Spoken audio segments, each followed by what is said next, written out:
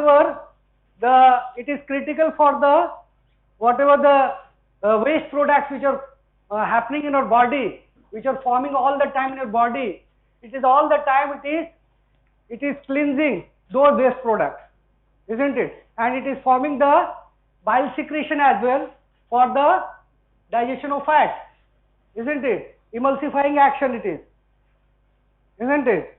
So it is critical for the disposal of different waste products in our body, isn't it? And variety of metabolic waste products, and it is the first site of processing of all the nutrients. Whatever the nutrients you are eating, you are having, and through the intestine, it is absorbed and goes first to the liver, isn't it? For the processing of those nutrients, isn't it? कि क्या उसमें useful चीज है उसको store कर लेते हैं. So it absorbs processing of most of the absorbed nutrients, and as we have discussed, it secretes different bile acids as well. So it is a site where most of the plasma proteins are synthesized, isn't it? So it is the most important site, and this liver is constitutes of different lobules. So it is having anatomical unit as well as functional unit. You can say the anatomical unit is the hepatic lobule, and there are hepatic acinus. है ना, हमने पढ़ा था ना कि pancreas में भी acinus थे, सैलिवरी ग्लैंड में भी एसिनस थे, यहाँ पे भी acinus. Okay, so hepatic lobule is the anatomical unit, you can say, and you can see this is the one of the hepatic lobule. This liver is having different lobules. Hepatic, altogether it is 50,000 to up to 1 lakh hepatic lobules are present in your liver. Okay, and the same number of the hepatic acinus. So this is the hepatic lobule. You can see here. We will discuss in detail. बीच में क्या होता है? Central vein होता है. Okay. Then it is a hexagonal structure. Hexagonal है, and at the corners it is having different portal triad कहते हैं, है ना? Portal vein, hepatic artery, isn't it? And portal vein, then hepatic artery, and last क्या है? Bile duct, isn't it? So ये corners पे है हर जगह. So you can see this is the hepatic lobule, and there is hepatic acinus. इसी में क्या होता है? Different rearrangements होता है, and that is called hepatic acinus. It is based on that is the perfusion. Blood कितना किस area को मिल रहा है उस बेसिस पे अगर हमने अरेंज किया लीवर को, तो that anatomy, that functional aspect is called hepatic acinus. Okay, so you can see the situation of the liver here. It is very strategically situated. ये भगवान ने बहुत ही important जगह इसको locate किया है. So whatever you can see, it is having a dual blood supply. It is having a dual blood supply. कहाँ से blood supply मिलता है इसे? From the hepatic artery, you can see here. ये directly एक जा रहा नहीं इधर से. Aorta से आया, heart से आकर descending aorta, abdominal aorta में आने के बाद it bifurcates into celiac trunk. Celiac trunk बनाता है, आपने पढ़ोगे आप anatomy में. Celiac trunk बनाता है. Celiac trunk is having number of branches. Okay, like hepatic artery आ रहा है जो कि directly जा रहा है liver को. Okay, it is go directly to the liver, and it is having another branches like left gastric artery एक होता है ना, hepatic artery, splenic artery, isn't it? पता है ना? These three important branches are there from the celiac trunk. ठीक है, and you can see here एक और ब्रांच नीचे जा रहा है इधर mesenteric arteries में डिवाइड कर रहा है. mesenteric artery, superior mesenteric and inferior mesenteric. Superior mesenteric is supplying up to the colon area, transverse colon, isn't it? And the lower part of the intestine, large intestine, is supplied with the inferior mesenteric artery, है ना? So you can see here, ये जितने भी आपके GIT structures है, it is supplying these structures, and you can see these all are joining. inferior mesenteric भी आता है जो colon पे जाता है. Okay, distal part of the large intestine. यहाँ पे सिर्फ mesenteric artery दिखा है. So these bloods are getting collected here and they form the portal vein. So portal vein किससे बनता है basically? Portal vein superior mesenteric and inferior, superior mesenteric and किससे बन रहा है? Superior mesenteric and the splenic, splenic मिला करके बनता है. और स्प्लेनिक बेसिकली इंफीरियर मेसेंट्रिक में जाता है, ओपन होता है. वो आपको डिटेल वहां पर होगा एनाटॉमी में. So all together what I mean to tell that it is receiving the dual blood supply. One is coming directly from the hepatic artery. Approximately 25% of the blood supply is received through the hepatic artery. Rest 75% it is receiving the blood from the portal vein. Okay, and this portal vein, okay, you can see यहाँ से जितने भी nutrients आप ले रहे हो, they are getting absorbed and those nutrients they travel to the liver. Okay, through this portal vein. समझ आ रहा है? And this hepatic artery is mainly supplying the oxygen. ये ज्यादा ऑक्सीजन कैरी करके लेके जाते हैं. एंड ये न्यूट्रिएंट्स ज्यादातर इससे जाते हैं पोर्टल वेन, है ना, क्योंकि ज्यादातर इंटेस्टाइन पार्ट को जा रहा है. Can see it is carrying all the stuff from the intestinal area, GIT area. So this is very strategically liquidated. So whatever the nutrients और वेस्ट प्रोडक्ट, न्यूट्रिएंट्स और साथ साथ में क्या होगा, हो सकता है there will be some micro organism as well. Okay, so they will first filter in the liver before joining the systemic circulation. So liver में जाने के बाद there are hepatic globules, उसके यूनिट है, आपको बताया है ना, and those ये जाकर वहां पे साइनोसॉइड्स में ओपन होते हैं. hepatic artery as well as portal vein, different sinusoids are there. वो साइनोसॉइड्स मिल करके कहाँ जाते हैं? बीच में सेंट्रल वेन होते हैं, बीच में होते हैं central vein. all the central veins joined and they form the hepatic vein. You can see hepatic vein इधर बना. Then hepatic vein will join the inferior vena cava and goes to the heart. Are able to understand? So whatever the blood here it is coming, it is filtered, it is cleansed first. The cleaning of the blood is done in this liver. Detoxifying action. Are able to understand? So it is having a dual blood supply. Okay. So this is one of the hepatic globule. It is having approximately 1 lakh hepatic globule or acinos. Okay. This is one of the hepatic globule. You can now understand. Corners पे क्या होता है? It is a hexagonal structure. Hexagonal होता है hepatic globule. इसके corners पे क्या है? These are the portal triads कहते हैं, है ना. एक तो hepatic artery का जा रहा है, direct branch जा रहा है, hepatic artery और liver किससे blood supply है? Hepatic artery and portal vein.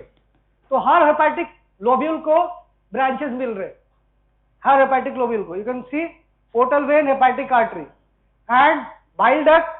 जो bile कहाँ से बनेगा? Hepatocytes से. These are the hepatocytes. These are the hepatocytes कहते हैं. Okay. And बीच में क्या है आपका? This is the central vein. Okay. और सारे central vein मिलकर hepatic vein बनेगी. ठीक है. So you can understand. I have tried to understand the internal histology, internal architecture here. So you should understand this. Okay. So इस area को दिखाया है यहाँ पे. This area has been shown here. So you can now understand this is the central vein, isn't it? This is the hepatic artery. This is the portal vein, blue color. They are all opening into the sinusoid. These are the sinusoids. You can see these are the sinusoids. Her hepatic globule में जाएंगे, sinusoids पे open होंगे. And these sinusoids, they are lined by the endothelial cells. है ना, endothelial cells होंगे. But these endothelial cells are fenestrated cells. 1 micrometer का लगभग gaps होते हैं. These are not very tight. These are fenestrated. यहाँ पे fenestrated होते हैं. समझ में आ रही है बात? And ये तो blood supply इधर आया. Then in between the sinusoids, दो sinusoids के बीच में क्या होता है? Hepatic plates होते हैं. It is hepatocytes के plates होते हैं. It is around 1 cell thick plate. Sheets नहीं होते, 1 cell thick plate होता है. Okay, these are the lining hepatocytes, hepatic cells. You can see, and these hepatic cells, they are going to synthesize. ये क्या कर रहे हैं? ये synthesize कर रहे हैं bile juice, है ना? Bile juice secrete कर रहा है. सिंथेसाइज करने के बाद, सिक्रीट करने के बाद ये बाइल कैनालिकुलाई में आ रहा है ना, डक्ट्स में आ रहे हैं, उसके डक्ट्स में आने के बाद they will join the bile duct.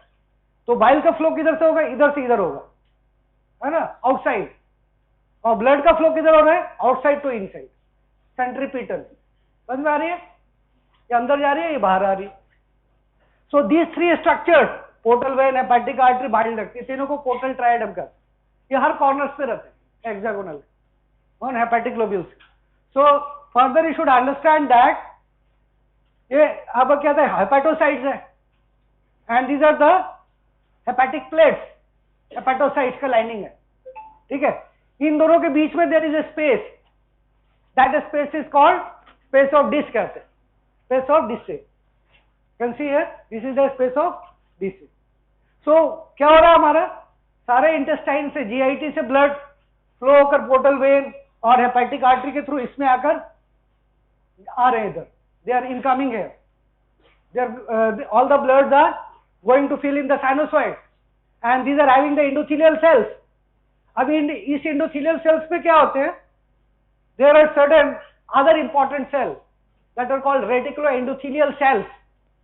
उसको हम कहते हैं, क्या कहते हैं, कुफर सेल्स कहते हैं, है ना, जो कि आपको फैगोसाइटोज करता है, स्कैवेंज करता है।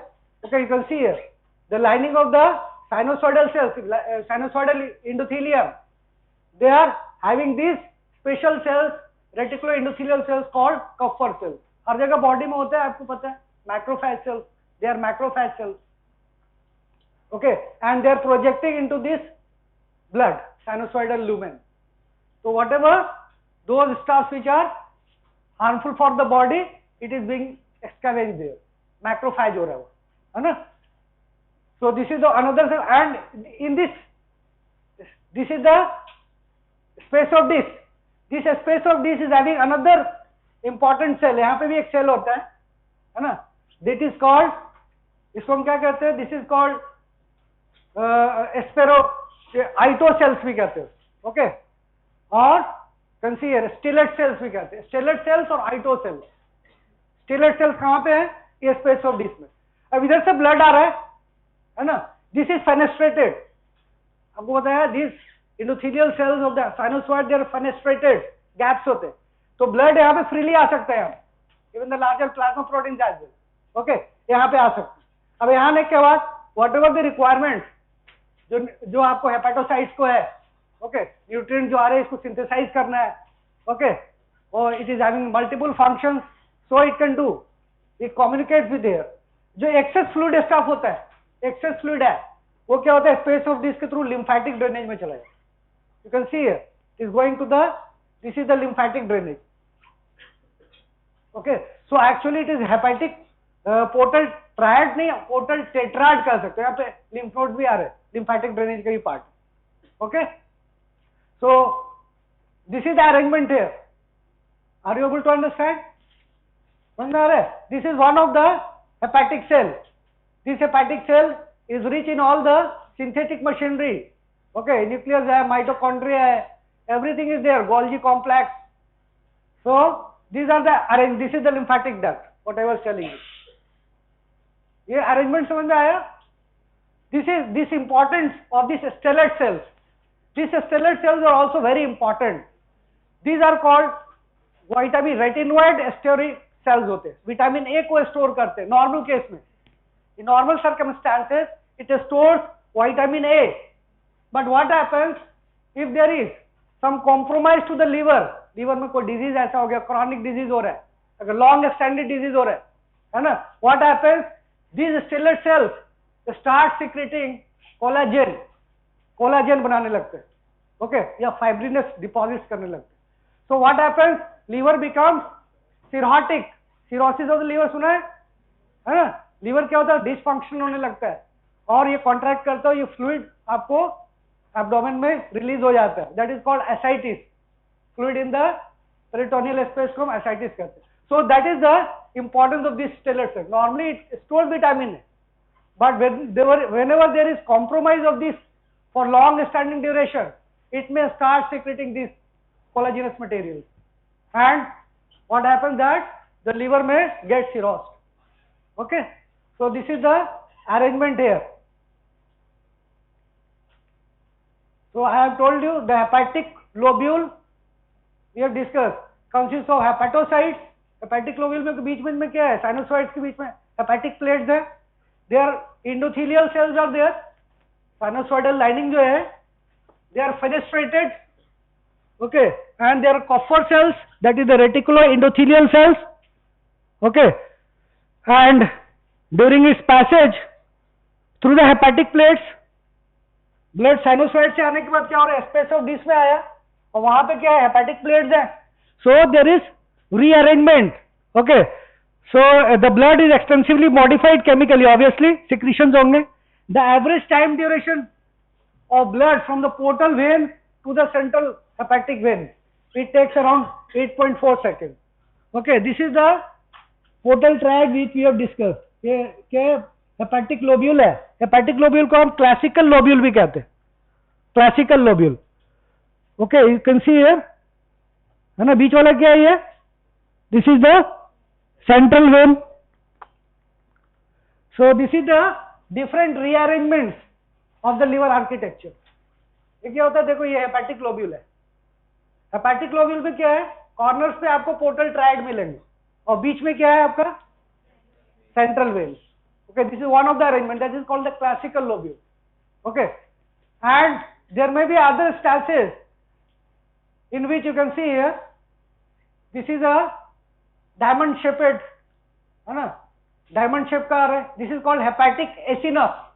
This is one of the rearrangement that is called hepatic acinus. So the hepatic area may be rearranged to form the hepatic lobule, hepatic acinus. Hepatic acinus में क्या होगा? सेंट्रल वेन दोनों का join कर रहा, can see, and the portal triad से इधर join कर रहे हैं, दो पोर्टल ट्रायड से. So the meaning of this hepatic acinus is actually functional importance. You can सी, ये अंडरस्टैंड हो रहा है यहाँ पे. This is the hepatocytes, lining hepatocyte. This is the central vein, ये बीच की तरफ है. ये पेरीफेरी में पोर्टल ट्रायड एरिया है ना, सात साइड्स लाइंड है. These are the Kupffer cells here. So these hepatocytes which are lined here, they are divided into 3 zones. Okay, zone 1, 2 and 3, depending upon the perfusion of the blood. Blood कितना किसको मिल रहा है ना. बाहर से आ रहा है ना, हेपेटिक आर्टरी पोर्टल वेन अंदर जा रहा है, तो ब्लड पहले ज्यादा किसको मिलेगा? इस एरिया को मिलेगा, जोन 1 को, isn't it? So the perfusion का जो बेसिस है, this is the hepatic acinus actually. You can see here, यहाँ पे आपका क्या है? पोर्टल ट्रायड है. तो this area will receive maximum blood supply, मिलेगा ना. This area, that is the zone 1 area. And इससे जैसे पेरीफेरी जाएंगे तो क्या होगा? Zone 2, zone 3. सेंट्रल वेन के जो पास में होगा पेरीपोर्टल एरिया, है ना, peri central area, it will receive less blood supply and nutrient, isn't it? Zone 3. Are you able to understand? Okay, so zone 1 will receive the most of the oxygen and nutrients, but और ये zone 3 क्या होगा? It is prone to anoxic injury. अगर blood का अगर वहां पे supply कम हुआ तो सबसे पहले कौन डैमेज होगा? This area, isn't it? But what is happening? All the blood which is received by the liver, they are also having different metabolites as well, isn't it? Absorb होके वहां से आ रहे हैं. So it is also prone to oxidative injury also, isn't it? Receive तो कर रहा है ज्यादा ऑक्सीजन, लेकिन क्या इंजुरी भी पहले ये झेलेगा, isn't it? So it is greatest supply of oxygen and nutrients, but there is prone to oxidative injury, isn't it? And it is prone to anoxic injury. Are you able to understand? This is the importance of this hepatic acinus. This is the functional rearrangement. Okay. Then another rearrangement is portal lobule. 3 तरह से बांट दी है, hepatic lobule, portal lobule, hepatic acinus. Okay. Portal lobule का क्या importance है? It is a triangular shape and इसके edges पे क्या है इसके? You can see corners पे आपका central vein है ना. तो central vein से बाहर की तरफ कौन जाएगा? बाइल का फ्लो होगा. बाइल का फ्लो होगा ना. बाइल अंदर से बन रहा था, इधर से बनने के बाद है ना, ये जाएगा किधर? इस साइड में जाएगा. है ना, ये कहाँ जा रहा है, पोर्टल ट्रायड के तरफ, समझ में आ रहा है. So this is the importance of all these rearrangements. Coming on to the functional aspects, functions of the liver. We all know it is very vital for our body. So it is having different metabolic functions and biochemical functions. Coming on to the metabolic functions, that it is involved in the metabolism of all the three stuffs, major nutrients of our body, major nutrients like carbohydrates, fats and proteins. It is having metabolic functions, then detoxifying and protective function, excretory function. इस headings में आप लिख सकते हो, okay. Then secretory function, storage function, some other function. So starting with the metabolic function, it is involved in the metabolism of all the major nutrients, all the three major nutrients. So role in carbohydrate metabolism. What is the role of carbohydrate metabolism? It acts as a glucose buffer area. Okay, glucostat function कहते हैं. Glucostat का मतलब buffer क्या हो गया? Glucose का level अगर क्या होता है, पोस्टप्रेंडियल स्टेट पे अपने खाना खाए तो ऑब्वियसली ग्लूकोज का लेवल ज्यादा होगा. In that case it will try to buffer that excess glucose and it will store the excess glucose into glycogen. जब कम रहेगा तो क्या होगा, जो स्टोर्ड है ना ग्लूकोज है उसको क्या करेगा, ब्रेक डाउन करके ग्लूकोज बनाएगा. सो it is having a glucose buffering action. You all no glucose काम पैंक्रियास के बारे में जानते हैं, इंसुलिन वहां पर रोल होता है और ग्लूकागोन का होता है. इट इज इक्वली इंपॉर्टेंट है. Liver is equally important for glucose metabolism as well. Glucose buffering action, level of glucose. Okay, so glucostat कैसे करेगा, by the three mechanism. Gluconeogenesis. Gluconeogenesis क्या होता है, नॉन कार्बोहाइड्रेट सोर्सेस से जो आ रहे, sources से जो ग्लूकोज बना रहे हैं. Okay, then there is glycogenesis at the time of glucose excess during postprandial state, जो आपने इमीडिएटली खाना खाया उसके बाद. Then glycogenolysis. ओके, ग्लाइकोजन को ब्रेक डाउन करके ग्लूकोज बना रहा है during the time of need. Then also conversion of, ये ग्लूकोनियोजेनेसिस में galactose and fructose to glucose, वही चीज है. Okay, so as a whole it is important in the maintaining the level of glucose in your blood. Okay, then the fat metabolism, it is involved both in the synthesis of fat as well as degradation of the fat. Okay, fat का degradation भी करता है and synthesis में भी help करता है. Like degradation कैसे करेगा, it is involved in the beta oxidation. Beta oxidation के लिए एंजाइम्स होते हैं यहाँ पे, and you can see fatty acids को बीटा ऑक्सीडाइज करेगा and form the acetyl coenzyme. And this acetyl coenzyme है, you know, it enters the Krebs cycle and it releases energy, isn't it? So it is important for the degradation and the liberation of energy as well. Okay, then the synthesis of fat, whatever the nutrients it is receiving through the sinusoids, what happens, the raw material से क्या करेगा, it will synthesize the different fats. Okay, like triglycerides, different fats, then from the carbohydrate and the protein as well. If there is excess protein or excess carbohydrate, it may convert that into the fat. Okay, and it will form the phospholipids. You all know it is the major stuff of cell membrane, isn't it? The cholesterol homeostasis में important है. If there is excess cholesterol in your body, what it will do? It will cholesterol को क्या करेगा? It will convert into bile acids and it will excrete through the bile. है ना, intestine के through ये bile में इसको excrete करता है. If there is excess cholesterol, अगर cholesterol कम है तो ये synthesis में help करता है. So there is homeostasis of the cholesterol as well. Then the synthesis of different lipoproteins. Different lipoproteins, you all know, the high density lipoprotein, low density lipoprotein, then very low density lipoprotein. So it is, as a whole, it is involved in the synthesis as well as degradation of fat. Okay, then role in protein metabolism. like the fat metabolism, it is also involved in the synthesis of different amino acids, different proteins, and at the times of need, it may degrade the protein as well to liberate the energy. Okay, so amination and deamination. So synthesizes all the non-essential amino acids. You know, non-essential amino acids किसको कहते हैं?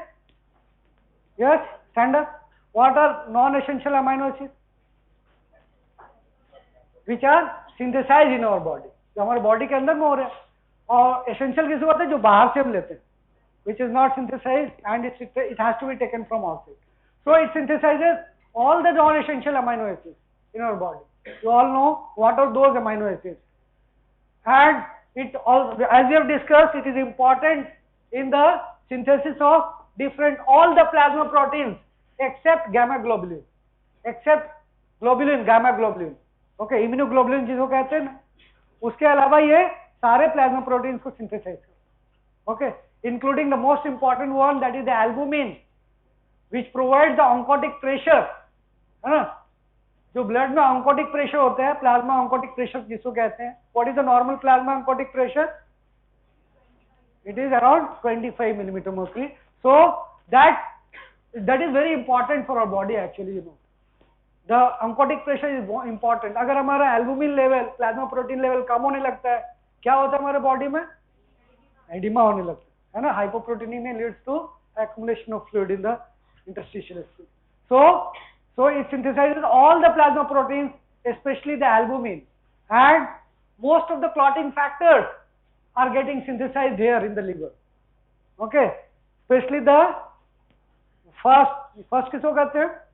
That is the fibrinogen, I think. Then prothrombin, then first, second, and fifth, then seven से लेकर 12 तक सारे clotting factors, especially fibrinogen, prothrombin, then fifth amino clotting factor, then 7 to लेकर 13 जितने हैं सारे clotting factors इधर synthesize हो रहे हैं.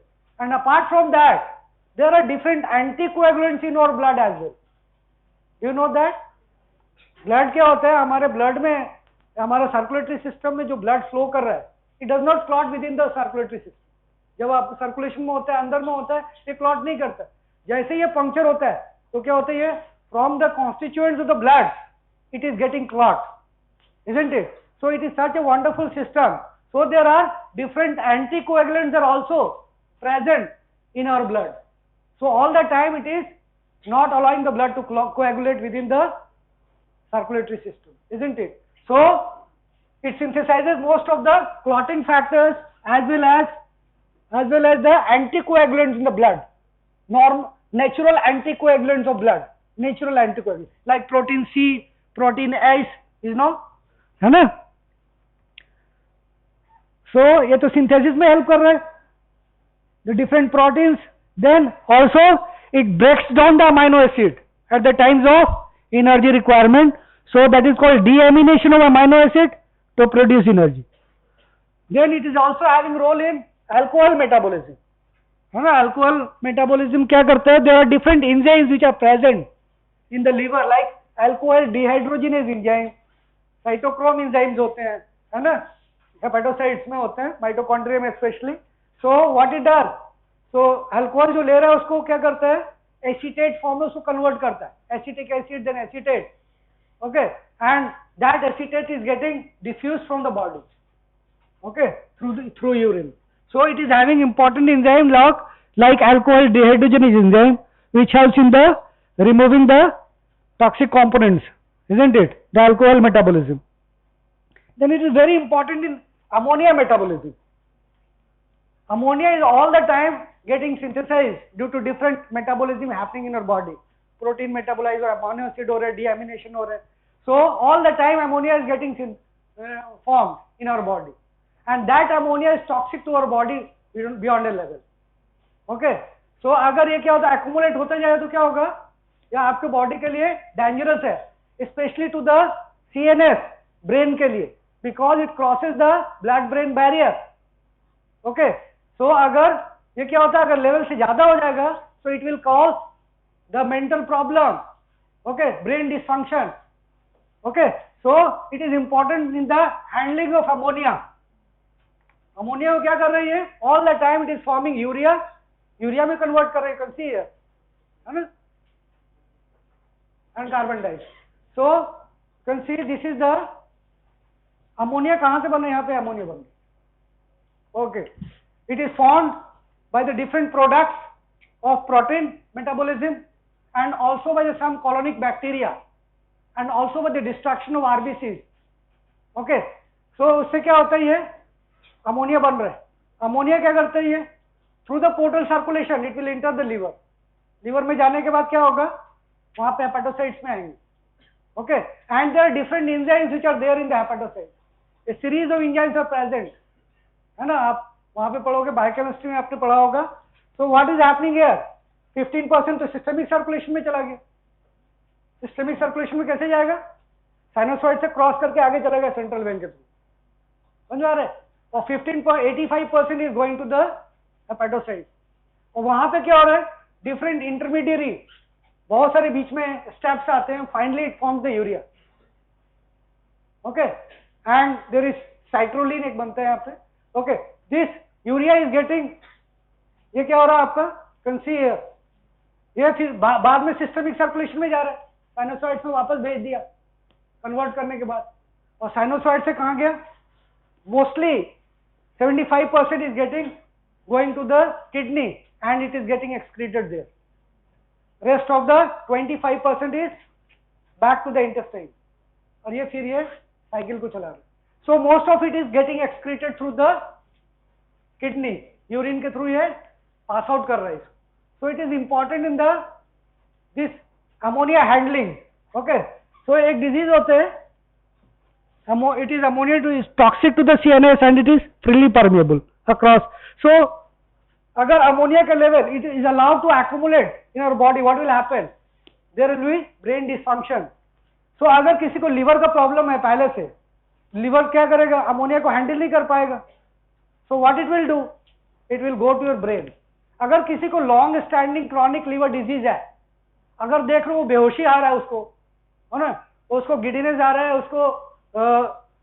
उसको क्या हो रहा है? You can see the loss of consciousness हो रहा है.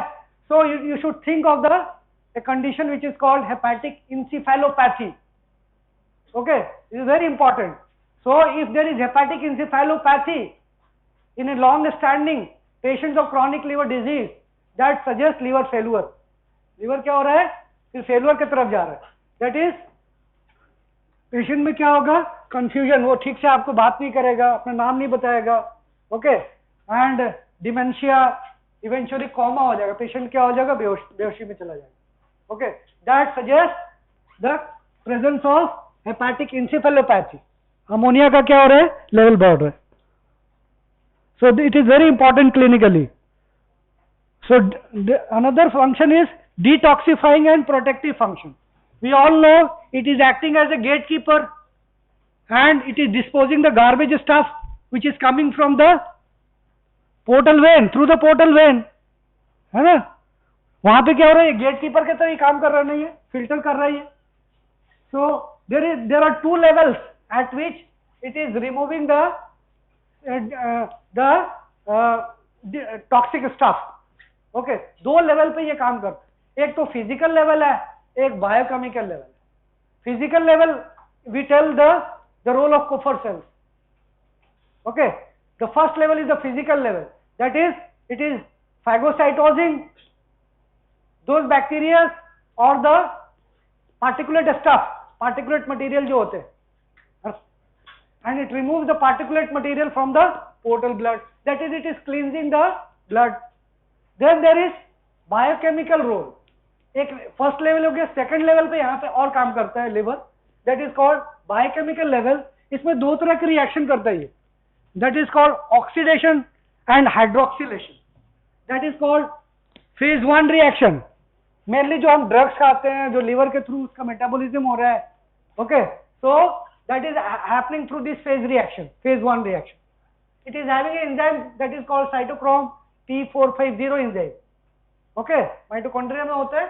So it is doing then their phase 2 reaction. Biochemical में दो तरह की रिएक्शन है, phase 1 and phase 2 reaction. Phase 2 reaction में कॉन्जुगेशन रिएक्शंस होते हैं, that is the glucuronic acid. आपने पढ़ा था ग्लूक्रोनिक एसिड्स, हाँ, हीमोग्लोबिन का ब्रेकडाउन में जॉन्डिस के लिए होता है, ब्लड में पढ़ा होगा आपने। Okay, so will discuss that thing also. So phase 2 reactions it involves the conjugation reactions, glucuronic acid से, सल्फेट से, ग्लूटाथियोन से, जो भी स्टफ आ रहा है जिसको हम डिटॉक्सिफाई करना है, या तो उसका ऑक्सीडेशन करेगा या हाइड्रोक्सिलेशन कर रहा है इस एंजाइम के थ्रू, या फिर क्या करेगा उसको कॉन्जुगेट कर रहा है ग्लूक्रोनिक एसिड के थ्रू या सल्फेट या ग्लूटाथियोन के through, and it promotes their excretion. In that way it is excreting, it is metabolising and then excreting. ठीक है, so it is having a detoxifying role. Then excretory function,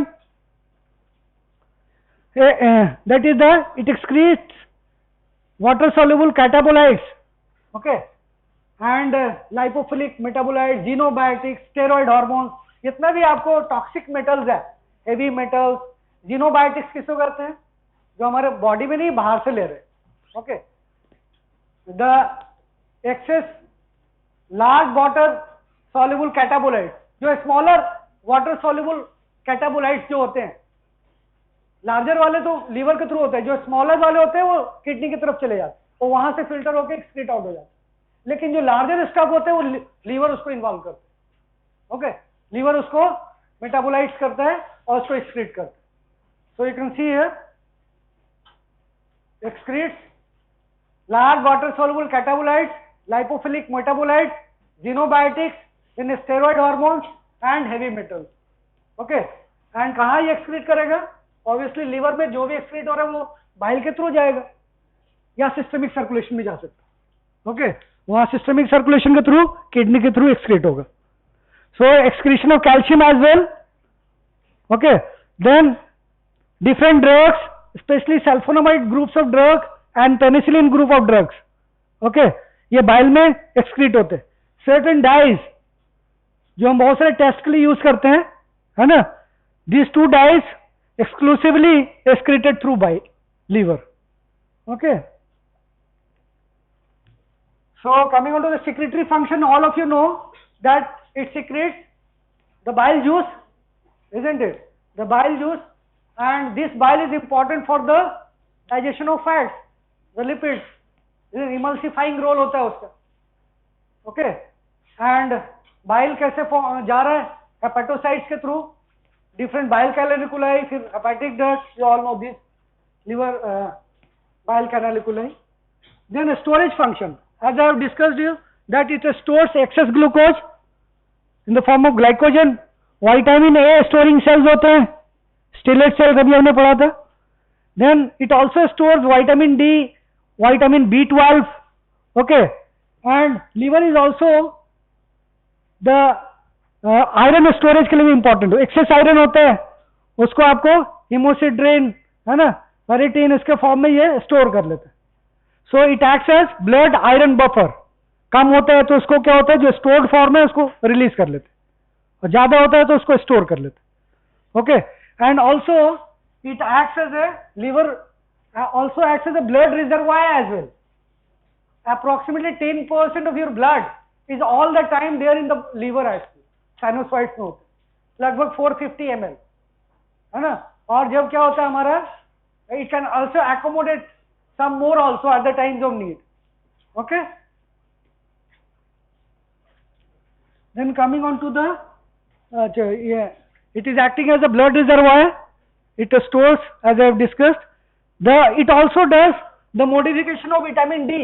Vitamin D का active form कौन सा होता है? Do you know that? एक sachets आते हैं ना, कैल्सिरॉल का सैचेट्स देते हैं जो ओल्ड एज के लेडी को देते हैं, दूध के साथ खाओ ऐसा कर, है ना, that is having 125 dihydroxycholecalciferol, okay, that is the active form of vitamin D, है ना। वो क्या होता है, जो एक्टिव होता है वो कहां पे होता है, वो किडनी में होता है, ओके, किडनी में एक्टिव होता है, बट उससे पहले जो बीच का जो स्टेप है that is there in the liver. 125 DHCC dihydroxycholic calciferol is active form, लेकिन 25 हाइड्रोक्सीकोलिक कैल्सिफेरॉल कहाँ पे बन रहे हैं? ये लीवर में बन रहे। ओके, तो ये बीच का स्टेप को में हेल्प करता है विटामिन डी को एक्टिवेशन में। And vitamin D is important, active form में क्या हुआ, कैल्शियम और फॉस्फेट एब्जॉर्ब हो सकते, कैल्शियम और फॉस्फेट के एब्जॉर्प्शन के लिए ये इंपॉर्टेंट है, active form of vitamin D. Then it also in the fetal life it is one of the site of RBC formation, erythropoiesis. Okay, destruction of RBC also occurs. Then it also helps in thermoregulation. कैसे करता है ये? Metabolism, अगर क्या होगा, liver metabolism ज्यादा होगा तो क्या होगा, हीट ज्यादा बनता है। So in that way it can dissipate the heat. Okay, so it can help in thermoregulation as well. Coming on to the bile formation and secretion. You all know the bile formation begins कहाँ पे शुरू हो रहा है? Hepatocytes में, है ना, जो लिवर सेल प्लेट थे, है ना, वहां पे स्टार्ट हो रहा है।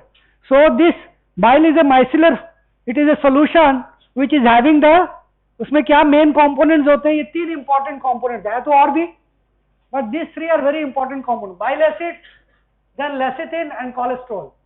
These are the major solutes in the bile at the ratio of 10:3:1. 10 is the bile acid, 3 lecithin हो गया और 1 cholesterol हो गया. Okay, and it secretes around 500 to 1 liter, average 500, half liter होता है per day. Okay, and it is important for digestion of fat. You all know there are other components, bile pigments, bilirubins, okay, are also there for the color of the bile. Color of the bile जो होता है golden yellow color of the bile, it is due to the this bile pigments. Glucuronides of the bile pigments and bilirubin and biliverdin, है ना, इसके चलते ये colour देते हैं. Bile secretion occurs in 2 stages. Initial secretions कहाँ से आ रहे हैं? बाइल के जो एसिनस है वहां से आ रहे हैं, है ना. Bile secretion, initial portion of bile secretion by hepatocytes and then into the bile canaliculi, different उसके जो channels है वहां पे जाएंगे, hepatic duct, then into the terminal ducts that will open into the second portion of the bile duct, and then जो आपका ductal system है ना, जैसे आपने पैंक्रियाज में पढ़ा था एसिनस से रिलीज हो रहा है और डक्टल सिस्टम से क्या हो रहा है, मॉडिफाई हो रहा है, उसी तरह यहाँ पे भी है, primary secretion then secondary secretion, then ductal जो सेल्स हैं, जो डक्ट्स हैं, बाइल डक्ट, है ना, उसको कहते हैं कोलेंजियोसाइट्स कहते हैं बीच में जो है.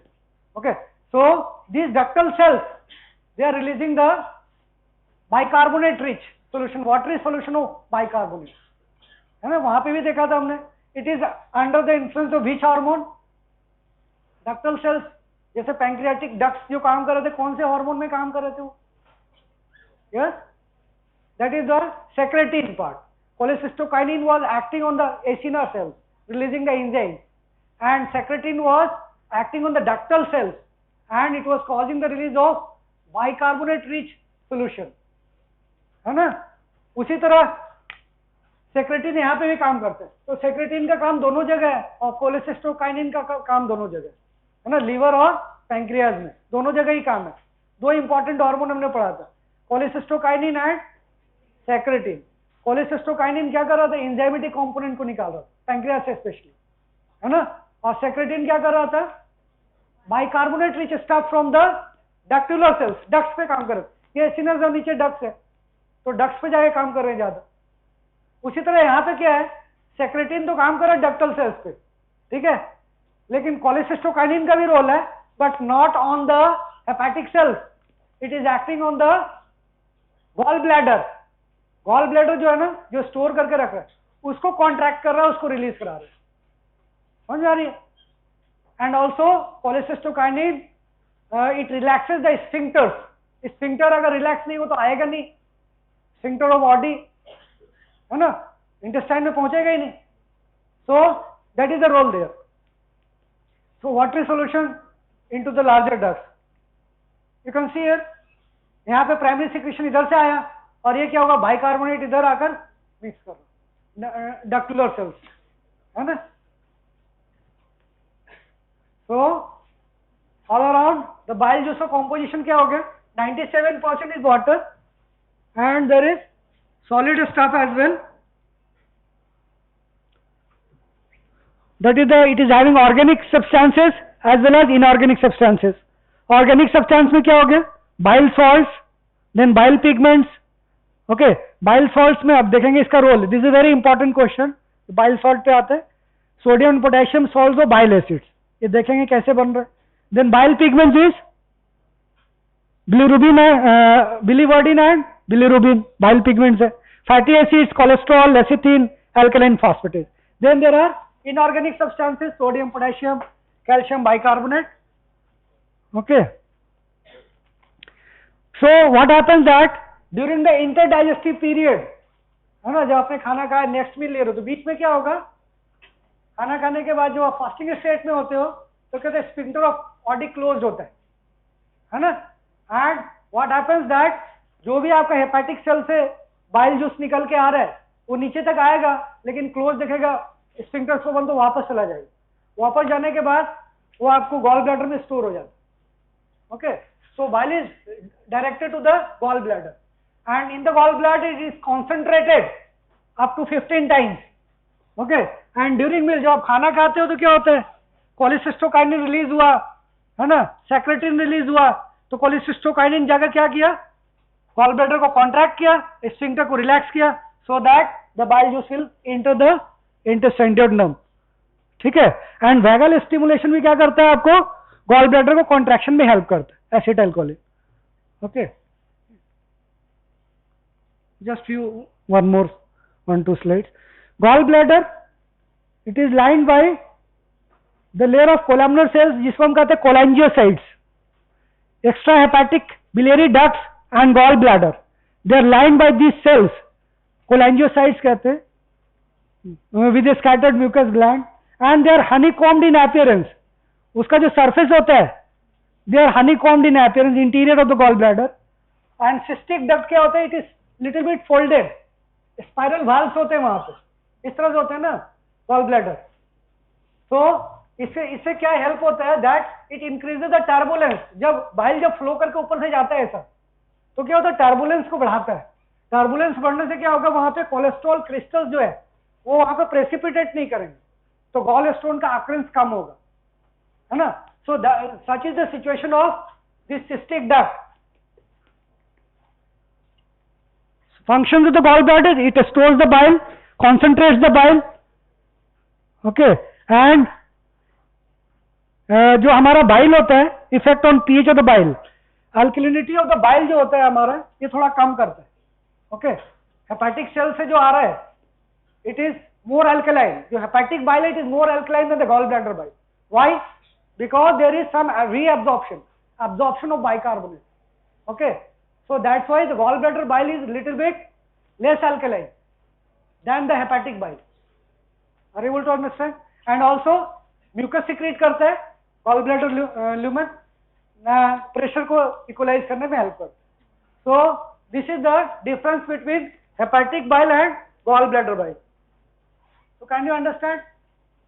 Water क्या होता है यहाँ पे, 97% less water, because water is reabsorbed here, है ना. water का absorption होता है, so it is little bit more concentrated, इसलिए more 15 times more concentrated है, up to 15 times water का absorb हो रहा है. तो you can see 97%, 89%. pH भी क्या हो रहा है, थोड़ा कम हो रहा है, it is more alkaline, है ना. it is watery, it is thicker, and you can see here color थोड़ा blackish हो जाता है, light golden yellow. Then you can see जितने भी कॉन्सेंट्रेटेड है bile salt, bile pigments, you can see 1.1 था तो 6 हो गया, कॉन्सेंट्रेटेड हो गया क्योंकि वाटर रीअब्सॉर्ब हो रहा है यहाँ पे. तो it there will somewhat concentrated, है ना. 6 ग्राम पर डीएल हो गया, 1 ग्राम. उसी तरह you can see here sodium. लेकिन क्या होता है, सोडियम और क्लोराइड, सोडियम क्या होता है, इट इज सिक्रीटेड, सोडियम और क्लोराइड का सिक्रीशन होता है. कैन सी 145 है, 130 हो गया, है ना.